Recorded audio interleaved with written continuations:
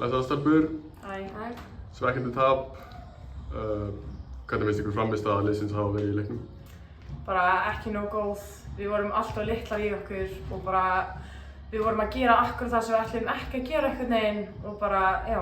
Alltaf hræddar allan leikinn. Já. Það var pínu erfitt að fara inn í þessa stóru og reyna að skora í gegnum hana sko, en... Já. Það var ekki planið. Já, byrjuðu svolítið illa, hvað var staðan þegar þið skoruðu fyrst stig ykkar? 12-0 eða eitthvað, Já, þetta var bara ekki nóg gott sko.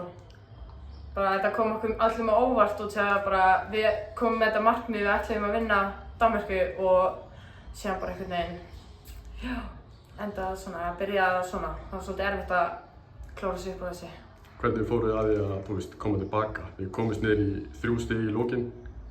Hvaða breytingar gerðu þið? Við bara héldum áfram. Ég held að við lokuðum betur vörninni, fannst mér. Og við héldum alltaf áfram og við reyndum að setja betri skrín líka. Ef við setjum skrín, einfaldara bara að dræfa körfuna. Og spila boltanum. Já. Hvernig finnst ykkur mótið búið að vera ganga? Bara vel sko. Mér finnst þetta alveg að ganga, þú veist, með að við bara hvað við ætlum að gera á þessu móti, það eru bara búin að standa ykkur mjög vel sko. Kísa Kaljó, búið að vera skemmtilegt? Bara geggjað. Mjög gott. Bara góð æfingaðstaða og góður matur og bara allt. Já. Ok. Hvert planið gegn Finnlandi?